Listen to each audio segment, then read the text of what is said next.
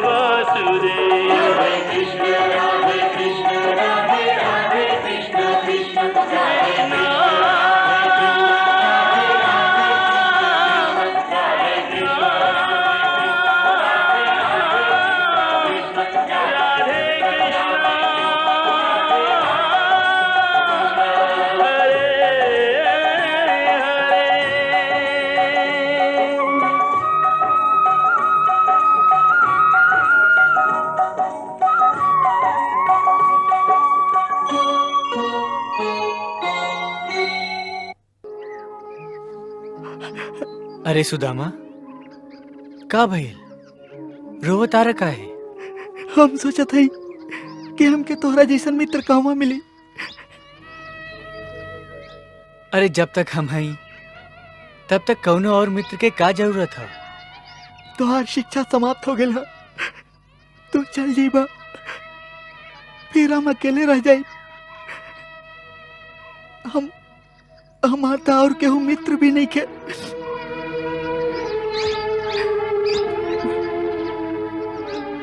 अरे कृष्ण से मित्रता कैले बाड़ा, तब फिर कौनो और मित्र के का जरूरत है?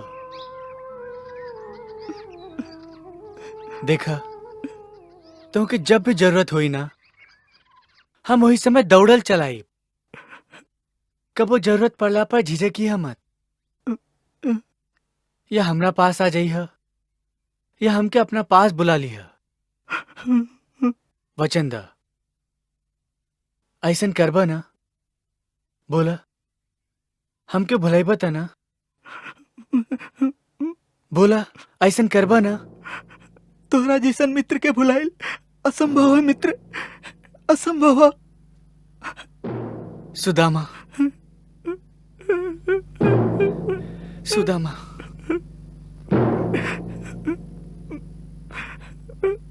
सुदामा।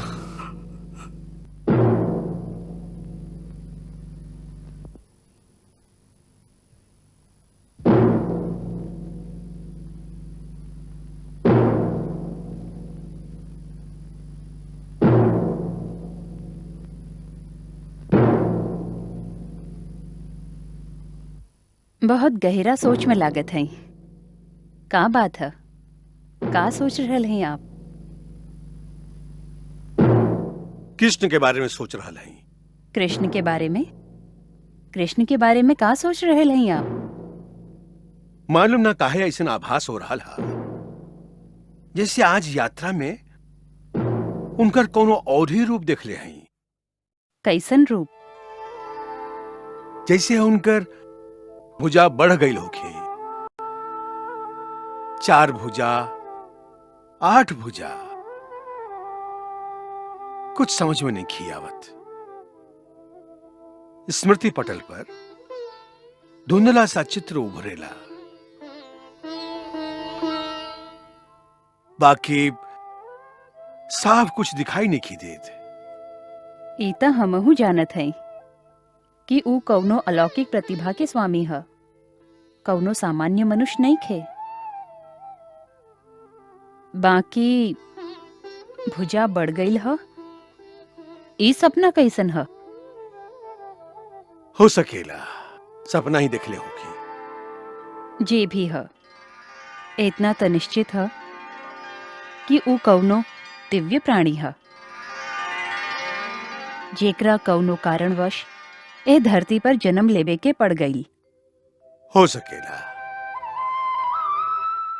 पुराण में भी कई गो ऐसन कथा मिलेला कि कब्बो कब्बो देवलोक में रहे वालन देवता लोग के भी कौनो श्राप के कारण मनुष्य योनि में जन्म लेवे के पड़ जाला।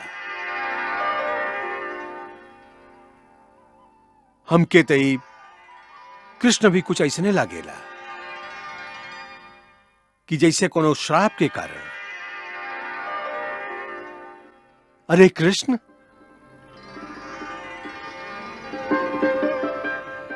आव कृष्ण, आव बलराम।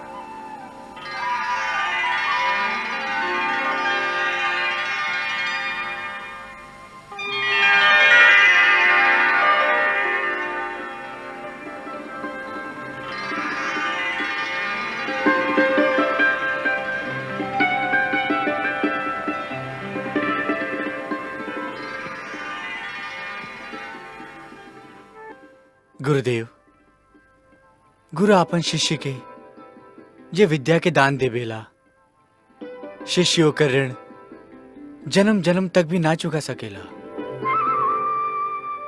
फिर भी लोक मर्यादा के अनुसार जात समय गुरु दक्षिणा दिहल शिष्य के धर्म है। ऐसे हम आपसे प्रार्थना करे आयल हई कि आप जे भी उचित समझी ओकरा अनुसार आप हमके गुरु दक्षिणा देवे के आदेश दी। हम वचन देत हई कि हम वो आदेश के जरूर पालन करब। कृष्ण, तू हमरा से ये पूछ के आपन शिष्य धर्म के ठीक ही पालन कैले बाड़ा। बाकी हमारा ऐसन मत था कि जे गुरु कौनो दक्षिणा के लालच में विद्या प्रदान करेला, असल में वो गुरु कहलावे के अधिकारी नहीं खे। वो तो एगो निम्न कोटि के व्यापारी है। ऐसन गुरु के शिक्षा में ब्रह्म ज्ञान के तेज कैसे हो सकेला?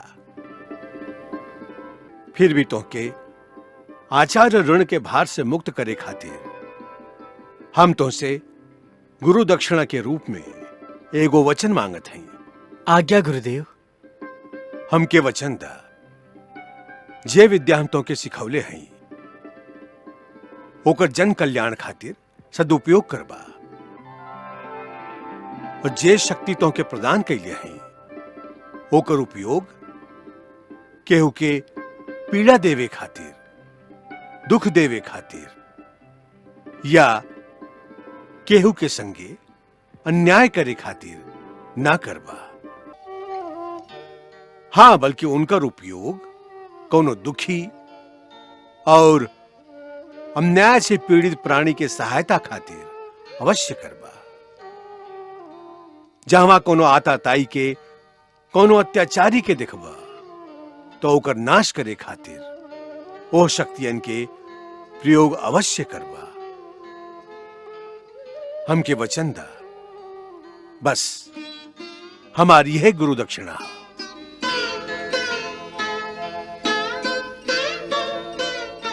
गुरुदेव, हम वचन देते हैं कि हम जीवन भर आपके आज्ञा के पालन करब।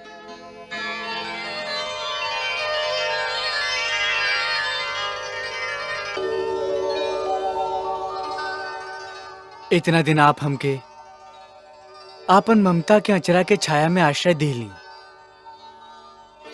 इतना स्नेह दिली कि हम आपन घर के भुला गईली। यह उपकार के ऋण तो जीवन में ना चुकावल जा सकेला। फिर भी यदि आपके कौनो इच्छा होके जेकरा हम पूरा कर सकी तो हम एकरा आपन अहोभाग्य समझब।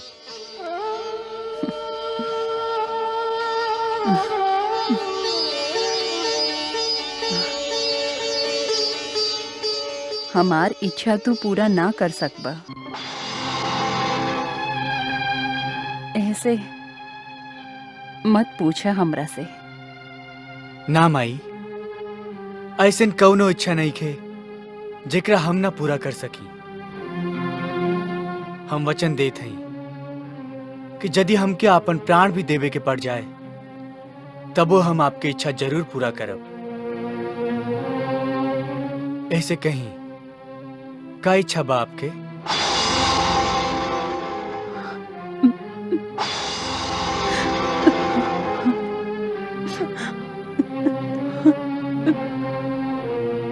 निसंकोच कहीं माई, का इच्छा बा आपके?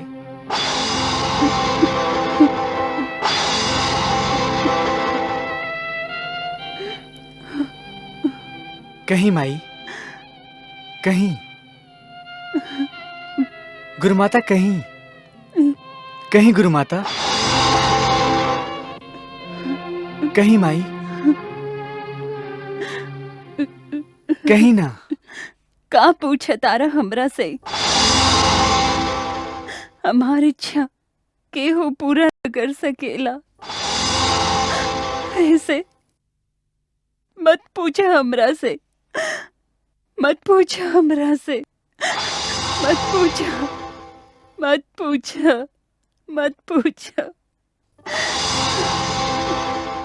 हमार वचन पर भरोसा रखी माई, हम आपकी इच्छा जरूर पूरा करब। कहीं ना।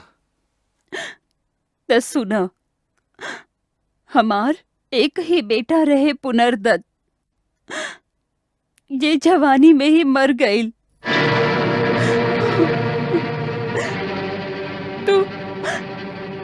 तू हमार बेटा के वापस लाके दे सकेला?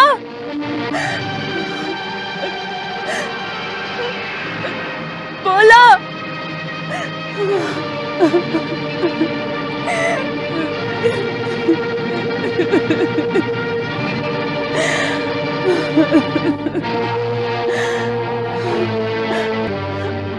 हम जानत रही कि तू हमार इच्छा पूरा ना कर सकबा, ऐसे झूठा वचन काहे देता रह? जा जा, हम तो के वचन से मुक्त करत हई। हम तो के वचन से मुक्त करत हई।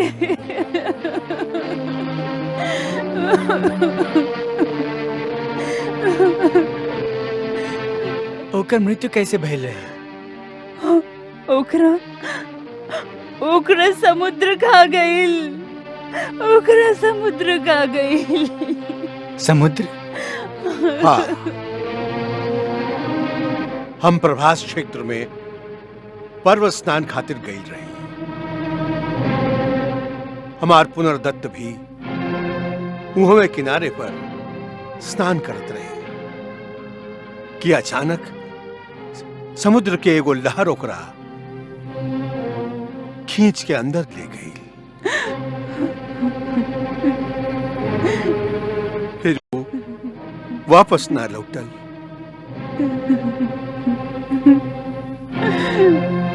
बस तबे से हम दोनों पुत्र शोक की ज्वाला में चुपचाप ऐसे ही जर रहल है। हमार तो कुल ही नष्ट हो गई।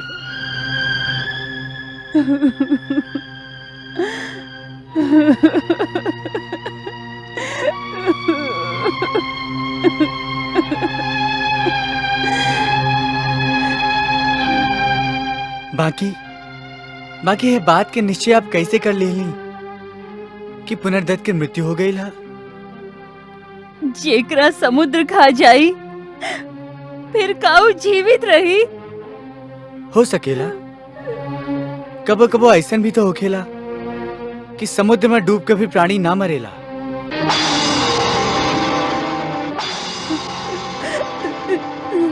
बेहोशी के हालत में लहर में बहत बहत वो कौनो दूसर किनारा पर पहुंच जाला। हो सकेला यही तरह आपके बेटा भी कौनो दूसर देश में पहुंच गई होके। हमहू बरिसन तक यह भुलावा में रही, बाकी हम माई है ना। अपन बेटा के मृत्यु पर विश्वास कईल बहुत कठिन हो गेला, बहुत कठिन हो गेला। बाकी अब हम निराश हो चुकल है, निराश हो चुकल है। आप अभी निराश मत हुई माई। हमके विश्वास है कि आपके बेटा मिल जाए। ए बात में का रखल है? तोहरा जैसन ढाढ़स देवे वाला एह तरह हर तरह के आशा बंधावे वाला तो बहुत मिललन, बाकी अभी तक हमके ऐसन केहू ना मिलल ये हमार बेटा के लौटा के ला सके, हमार बेटा के लौटा के ला सके।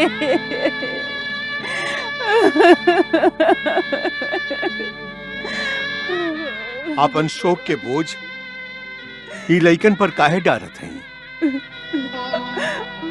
अच्छा कहली जे आप इनका वचन से मुक्त कर देली। ना गुरुदेव, हमार वचन कबो झूठ ना होला।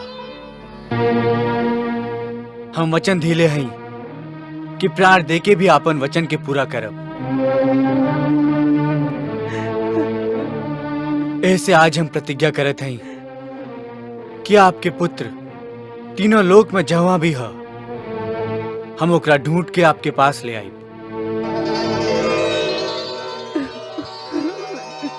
और तबे हम अपना आपके आचार्य ऋण और गुरु दक्षिणा के उत्तरदायित्व से मुक्त समझब।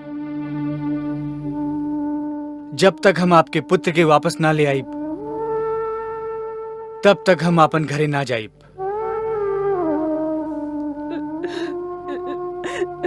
हम क्या आशीर्वाद दी कि हमारे प्रण पूरा हो जाए।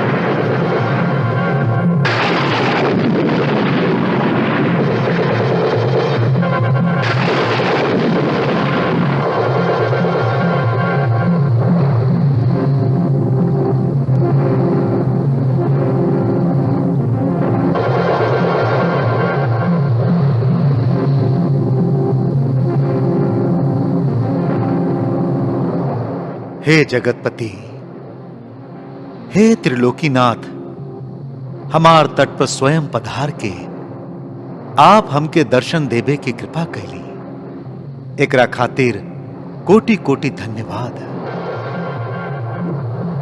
कहीं ए सेवक खातिर का आज्ञा हा? हे रत्नाकर, हमार गुरु महात्मा संदीपनी के बेटा पुनर्दत्त तोहारे प्रभास क्षेत्र में पर स्नान खातिर आयल रहे। एवं से तोहार लहर ओकरा बहा के ले गई। हमार आज्ञा है कि पुनर्दत्त जहवा भी हो ओकरा तुरंत लाके हमके वापस कर दो। प्रभु, पुनर्दत्त हमरा पास नहीं खे। तब फिर कहवा हो?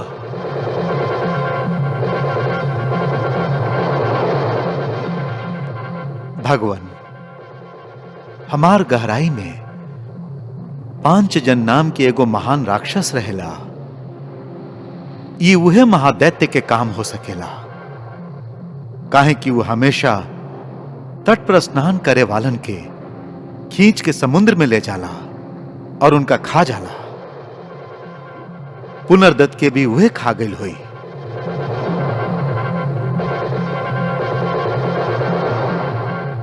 ऊ महादैत्य एह समय कहवा बा? ए समय वो समुद्र तल में पड़ल पड़ल एगो छोट सा शंख के अंदर लुका के विश्राम कर रहा है। छोट सा शंख के अंदर? जी, ऊ मायावी राक्षस आपन शरीर के छोट करके ओ शंख के अंदर चल जाला। उहे ओकर निवास स्थान है। तो चला हमके हुआ तकले चला। ठहरे दाऊ भैया, हमहू संगे चलत हई।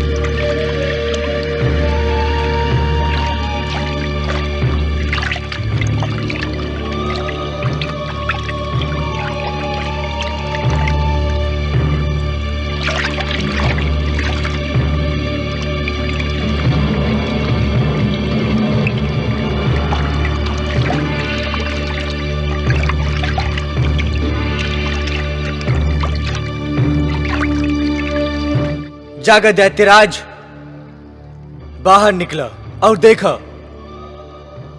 तो हर काल तुमसे मिले आयल है।